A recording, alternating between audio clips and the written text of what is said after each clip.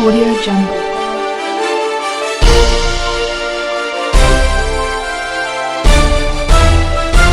Audio Jungle. किसानों को दो देश विद्रोही बताने के बाद यहां तक कि आंदोलनकारी कहने के बाद भी आखिरकार 3 कृषि काले कानूनों को वापस ले लिया गया है। इस बारे में बात करने के लिए हमारे साथ मौजूद है आज पूर्व निगम पार्षद रेखा रानी जी। मैम आपका बहुत बहुत स्वागत है। जी बहुत बहुत धन्यवाद। किसानों को इस गुरु नानक पर्व के दिन पर इतनी बड़ी खुशी देना एक बहुत अच्छी बात है, लेकिन किसानों के लिए ये कृषि कानून पहले भी वापस लिया जा सकता था, लेकिन इस टाइम पीरियड में ये कानून वापस लेना, इसके पीछे क्या वजह हो सकती है? देखिए, सबसे पहले तो मैं बहुत बहुत शुभकामनाएं देती हूँ सभी किसान भाइयों को, अन्नदाताओं को और हम पूरे देश को, क्योंकि पावन पर्व पर जो ये काले कानून वापस लिए हैं मोदी जी ने, तो इसके लिए बहुत कड़ा संघर्ष करना पड़ा है सभी अन्नदाताओं को, और उसके साथ साथ आम जन भी इससे जुड़े रहे, हम सभी इससे जुड़े रहे, क्योंकि अन्नदाता जो है वो हमारे देश की रीढ़ है। अन्नदाता के साथ हम हमेशा खड़े हैं। खासतौर से आम आदमी पार्टी जो है शुरू से ही केजरीवाल जी और हमारे सारे सांसद और सभी हम लोग जो है इससे जुड़े रहे। हर जगह जहाँ जहाँ ये संघर्ष चला वहाँ हम लोग जाते रहे, किसानों से मिलते रहे, उनके साथ शामिल रहे। तो मैं लेकिन फिर भी मैं ये कहना चाहूँगी कि 3 काले कानूनों को जो वापस लिया गया है मोदी जी ने, लेकिन इसके पीछे बहुत बड़ा संघर्ष रहा है। इतना बड़ा संघर्ष मुझे लगता है कि शायद इतिहास में ऐसा कोई आंदोलन रहा हो जो इतने लंबे समय तक रहा। 1 साल तक पूरा ये आंदोलन चला, 700 से ज़्यादा किसान इसमें शहीद हुए और बहुत तरह की यातनाएं झेली उन लोगों ने। इतनी कड़ी धूप में, कड़ी बारिश में और बहुत कड़कड़ाती ठंड में वो लोग सड़कों पर पड़े रहे, लेकिन उनका आंदोलन जो है, उनका जोश जो है वो कम नहीं हुआ। लाखों की संख्या में पूरे देश से जो है समर्थन मिलता रहा और जगह जगह किसान जो है वो मीटिंग्स करते रहे, आंदोलन करते रहे, अपनी बात को लेकर अड़े रहे और आखिरकार केंद्र सरकार को, मोदी सरकार को झुकना पड़ा। तो मैं समझती हूँ कि ये एक बहुत बड़ी जीत है, जनतंत्र की जीत है, किसानों की जीत है, हम सब की जीत है। तो इसके लिए मैं सभी को, अन्नदाताओं को और सभी देशवासियों को तो शुभकामनाएं दूंगी, लेकिन मैं आपके चैनल के माध्यम से ये भी कहना चाहूँगी कि 3 कृषि कानूनों को वापस लेने के लिए मोदी जी ने इतना समय जो लगाया, इतने लोग जो इसमें शहीद हुए, उनकी कुर्बानी, उसका क्या होगा? क्या उन सभी जो शहीद हुए हमारे किसान, हमारे अन्नदाता, उनका जो बलिदान है वो व्यर्थ नहीं जाना चाहिए। अभी तो सिर्फ घोषणा की है मोदी जी ने, अभी संसद में ये कानून जो है वापस होने हैं, इस पर प्रक्रिया अभी चलाई जाएगी।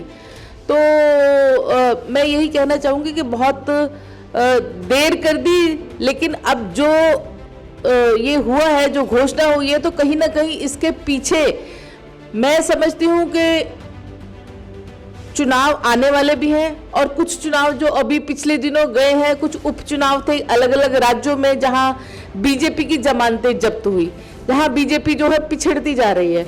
और आने वाले समय में 4 राज्यों में चुनाव है, गोवा, उत्तराखंड, उत्तर प्रदेश और पंजाब में। इसके अलावा दिल्ली में भी एमसीडी का चुनाव है। तो कहीं ना कहीं इन्हें अपनी हार नजर आ रही है। इसी को देखते हुए इन लोगों ने ये घोषणा की है कि इन काले कानूनों को वापस लिया जाए, क्योंकि सारा देश इनके खिलाफ हो गया है। तो इन्हें अपना सिंहासन डोलता हुआ नजर आ रहा है, इसीलिए ये इन्होंने इन काले कानूनों को वापस लेने का फैसला किया है। किसानों का कहना है कि जब तक ये सत्र नहीं चलेगा और इस कानूनों को पूरा वापस नहीं लिया जाएगा, वो वहाँ बॉर्डर से नहीं हटेंगे और वो अपना आंदोलन जारी रखेंगे। जी बिल्कुल बिल्कुल, किसानों का यही कहना है कि ये अभी सिर्फ और सिर्फ घोषणा है। जब तक ये संसद सत्र में पास नहीं हो जाता, पारित नहीं हो जाता कानूनन, ये किसान आंदोलन जो है वो तभी, ये कानून जब तक वापस नहीं लिए जाते पूरी तरीके से, तो तब तक किसान बॉर्डर से नहीं हटेंगे। यही राकेश टिकैत जी और दूसरे जो हमारे किसान नेता है, उन सबका यही कहना है कि हम तब तक बॉर्डर से नहीं हटेंगे। तो कल सभी बॉर्डर पे बहुत खुशियां भी मनाई गई। हमारे आम आदमी पार्टी के बहुत सारे लीडर्स वहां जाके उन्हें मिठाई खिला के आए और बहुत जश्न मनाया गया। तो केजरीवाल जी की तरफ से और हम सब ने बहुत शुभकामनाएं दी सभी को। और मैं समझती हूँ जिस तरीके से इन लोगों ने अत्याचार किए किसानों पर, जगह जगह जो है पुलिस द्वारा अत्याचार किए गए, आंसू गैस के गोले छोड़े गए, फायरिंग की गई, कांटेदार तारें लगाई गई, किसानों को आतंकवादी तक कहा गया, देशद्रोही कहा गया। तो ये सब बहुत एक यातना झेलने के बाद जो किसानों के हक में फैसला आया है, इसके लिए हम सभी बहुत खुश हैं, लेकिन इसकी कीमत कहीं ना कहीं चुकानी पड़ेगी। किसान आंदोलन में टोल गेट कांड हुआ, लाल किला कांड हुआ, यहाँ तक कि लखीमपुर कांड भी हुआ, लेकिन इसके बाद भी ये आंदोलन वापस, ये जो कानून है वापस नहीं लिया गया। लेकिन अब चुनाव आ रहे हैं इसलिए इसको वापस लिया गया। क्या जो सरकार है वो किसानों के ऊपर से अपना भरोसा उठवा रही है? देखिए, लखीमपुर खीरी का जो कांड हुआ, जो किसानों पर गाड़ियां चढ़ा दी गई, किसानों को एक कीड़े मकोड़ों की तरह कुचल दिया गया, ये बहुत ही दुर्भाग्यपूर्ण था।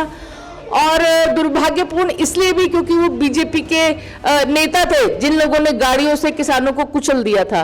तो ये बहुत ही दुर्भाग्यपूर्ण रहा, किसानों ने बहुत यातनाएं झेली हैं। और अगर आप कहें कि लाल किले पर जिस तरीके से हुआ था, वो सब भी इनकी विफलता है। मैं कहूंगी हमारे देश के गृह मंत्री की विफलता है कि 26 जनवरी के दिन अगर इस तरीके की घटनाएं होती है तो कहीं ना कहीं ये चूक है, हमारी रक्षा में चूक है। दिल्ली जैसी राजधानी में, और वो भी 26 जनवरी जैसे दिन अगर इस तरीके के होता है तो कहीं ना कहीं ये गृह मंत्री को इसके लिए मैं जिम्मेदार मानती हूँ।